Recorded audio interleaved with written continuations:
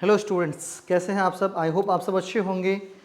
जैसा कि पैट 2023 को लेकर बहुत सारी भ्रांति चल रही है। भ्रांति क्या है?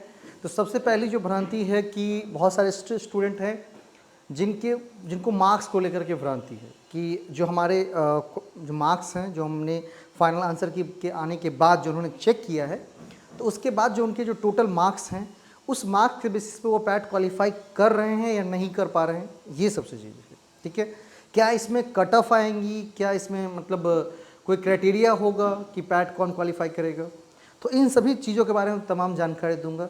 साथ ही साथ कुछ ऐसे स्टूडेंट हैं जिनके कुछ मार्क्स के कारण उनकी वो क्वालिफाई नहीं कर पा रहे हैं, मतलब किसी के 1-2 क्वेश्चन में प्रॉब्लम है, किसी के 3-4 क्वेश्चन में प्रॉब्लम है। तो जैसा कि आपको मैं अगर दिखाऊं, ये पैट का जो ललित नारायण मिथिला यूनिवर्सिटी का पैट का ये साइट है।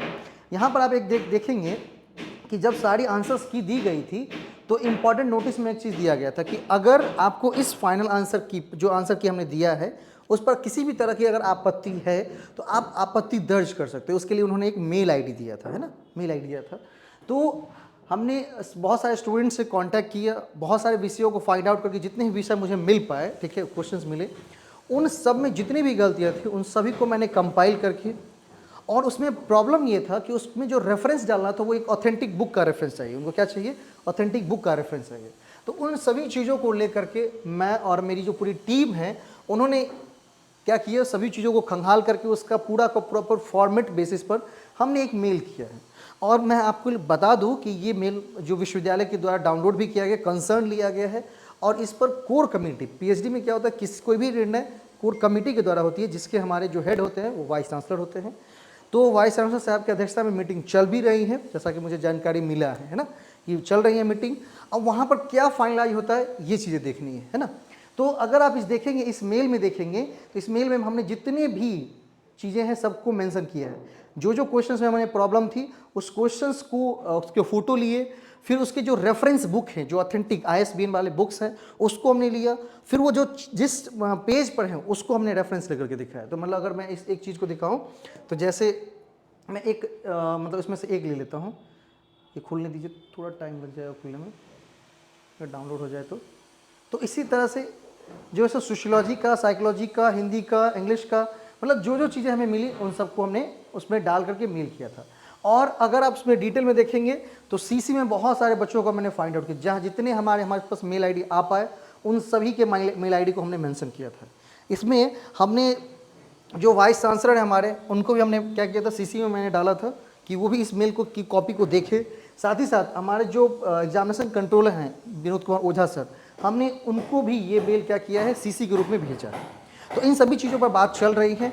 अब अगर मान लीजिए कि ये सारे क्वेश्चन जो हमने भेजे हैं, ऑथेंटिक बुक का रेफरेंस दिया है, अगर वो एक्सेप्ट हो जाता है तो मान लीजिए किसी का 2-4 क्वेश्चन की वजह से रहा तो उनका आराम से हो जाएगा पैट क्वालिफाई। यदि अभी आपके प्रेजेंट में मान लीजिए स्कोर चल रहे हैं, ठीक है, प्रेजेंट में मान लीजिए स्कोर चल रहे हैं, किसी का अगर आप रिजर्व कैटेगरी में हैं और आपका 45% का मतलब आपके 100 में से 45, टोटल 100 में से अगर 45 क्वेश्चंस आपके सही हैं तो आप क्वालिफाइड हैं और आप आगे की तैयारी करिए। ठीक है, आगे की तैयारी कैसे करनी है उसके बारे में चर्चा करेंगे।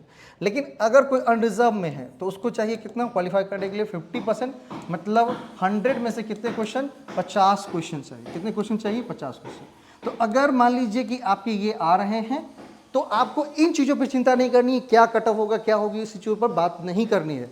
आपको बात क्या करनी है, तो आगे का जो आपका प्रोसेस है, आपका प्रोसेस है रिसर्च प्रपोजल बनाने का, नहीं, रिसर्च प्रपोजल बनाने का।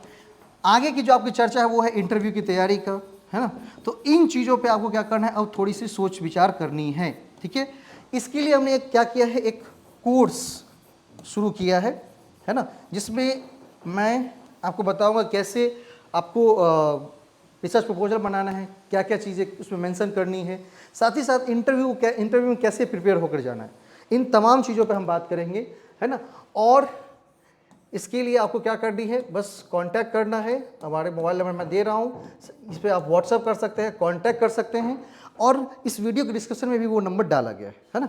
आप उस पर कॉल करिए, व्हाट्सअप करिए, जो भी हेल्प की जरूरत होगी तेज अकेडमी के द्वारा हेल्प किया जाएगा। ठीक है, तो जो क्वालिफाई हैं वो रिसर्च प्रपोजल की तैयारी करें, जो किसी 2-4 क्वेश्चंस की वजह से रह रहे हैं वो थोड़ा वेट करें, उस पर काम किया जा रहा है, मैम की टीम लगी हुई है, विश्वविद्यालय भी आपके लिए कंसर्न है, वो भी लगे पड़े हैं, ठीक है।